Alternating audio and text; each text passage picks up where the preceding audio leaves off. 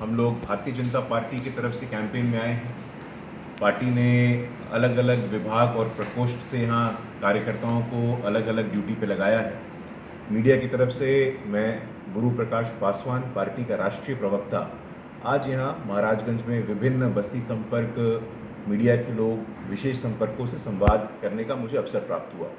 देखिए, ये चुनाव बहुत ही महत्वपूर्ण चुनाव है। लगातार पिछले 10 वर्षों में जो बुनियादी परिवर्तन हुआ है, विशेष तौर पे दिल्ली में आप देखें तो भारत की राजनीति का जो व्याकरण है वो बदला है। आज पहले एंटी इनकम्बेंसी की बात होती थी कि किसी ने 5 साल सरकार में कोई रहा है, 10 साल कोई सरकार में रहा है, तो लोग एंटी इनकम्बेंसी शब्द का उपयोग करते थे। लेकिन पहली बार देश की राजनीति में प्रो इनकम्बेंसी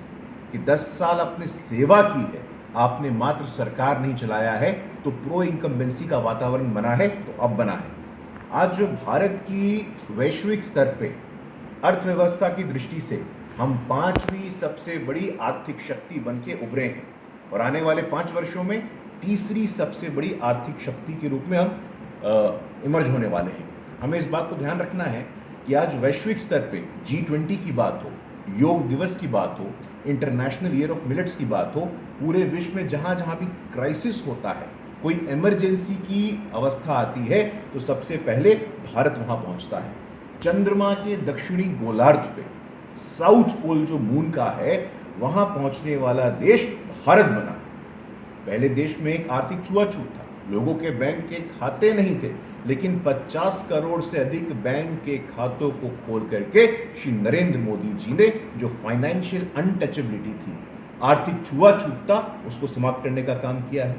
इसी देश में कांग्रेस पार्टी के प्रधानमंत्री श्री राजीव गांधी कहते थे कि दिल्ली से 1 रुपए चलता है तो लीकेज होता है, और लीकेज होते होते वो 1 रुपए 15 पैसा बन जाता है। डायरेक्ट बेनिफिट ट्रांसफर से हम लोगों ने कोविड के दौर में देखा, दिल्ली से 1 रुपए चला और गांव में 1 रुपए पहुंचा। तो जनधन खातों की बात हो, वैश्विक स्तर पे हमारे सम्मान की बात हो, आज हर प्रकार से सामाजिक न्याय की बात हो, हम जानते हैं इस बात को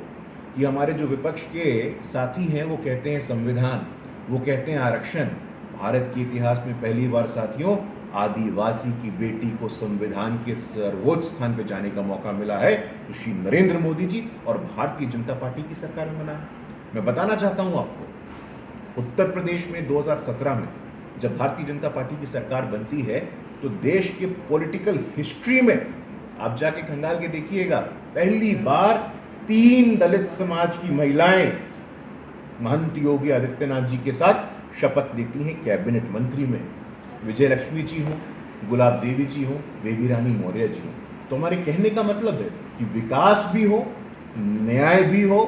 सामाजिक भेदभाव भी समाप्त हो, आर्थिक भेदभाव भी समाप्त हो। इतना बड़ा कोरोना का महामारी आया था, लेकिन उस कोरोना के महामारी में भी देश के प्रधानमंत्री श्री नरेंद्र मोदी जी ने सुनिश्चित किया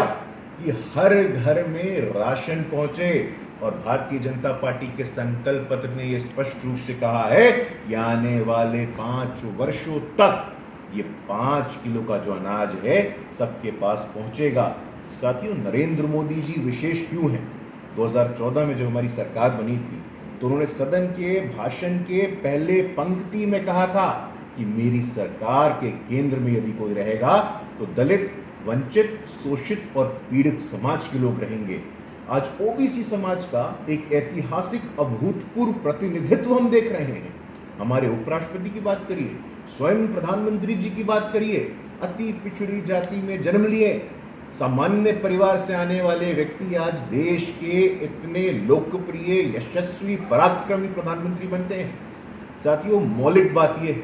हम महाराजगंज के इस पवित्र पावन भूमि पे हैं और इसी उत्तर प्रदेश में लंबे समय तक समाजवादी पार्टी ने शासन किया है, लंबे समय तक कांग्रेस पार्टी ने शासन किया है। 2017 में भी एक राजनीतिक प्रयोग हुआ था, एक पॉलिटिकल एक्सपेरिमेंट हुआ था, बोले कि यूपी के लड़के साथ आ गए हैं। मैं बताना चाहता हूं अपने वंचित, शोषित समाज के लोगों को कि यूपी के जो लड़के हैं ये सामाजिक न्याय में हकमारी करने वाले लड़के हैं।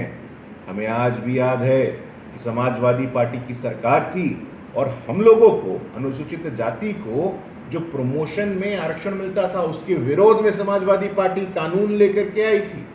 तो आज कांग्रेस हो, राहुल बाबा जगह जगह बोल रहे हैं कि अनुसूचित जाति का क्या होगा, अनुसूचित जनजाति का क्या होगा, ओबीसी का क्या होगा। हम बताना चाहते हैं आपको, उत्तर प्रदेश में हमारे विधायक हों, हमारे राज्यसभा के सांसद हों, हमारे उप मुख्यमंत्री हों, हमारे मंत्री हों, आज पिछड़े दलित शोषित वर्गों का सम्मान कहीं हो रहा है तो उत्तर प्रदेश में और देश में हो रहा है। पिछड़े वर्ग आयोग को संवैधानिक दर्जा देने की बात हो, constitutional status national commission of backward classes को, नीट में आरक्षण की बात हो, आज ऑल इंडिया कोटा से ओबीसी एससी एसटी बहनों को और भाइयों को सशक्त होने का काम यदि कोई कर रहा है तो नरेंद्र मोदी कर रहे हैं। हम लोग आश्वस्त हैं।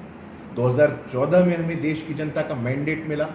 जनादेश मिला, आशीर्वाद मिला। 2019 में उससे बड़ा मैंडेट हम लोगों को मिला है और 2024 में हम आश्वस्त हैं, हम आशान्वित हैं कि 400 पार फिर एक बार मोदी सरकार, क्योंकि हमारे पास पिछले 10 साल का रिपोर्ट कार्ड है और आने वाले 25 साल का विकसित भारत का रोड मैप है। कोई एंटी इनकम्बेंसी नहीं है। हमारा काम, प्रधानमंत्री जी का पुरुषार्थ, हमारी सरकार की लोकप्रियता निश्चित रूप से हमें पूरे देश में 400 पार का ऐतिहासिक आंकड़ा देगी और जनता के जनादेश और आशीर्वाद का सम्मान करते हुए 2047 तक एक विकसित भारत का रोड मैप बनेगा जिसमें न्याय भी होगा,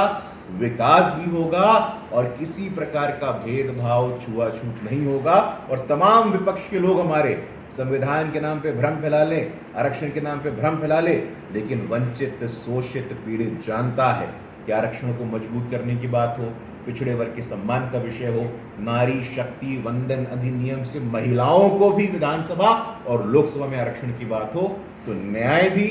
समग्र विकास भी,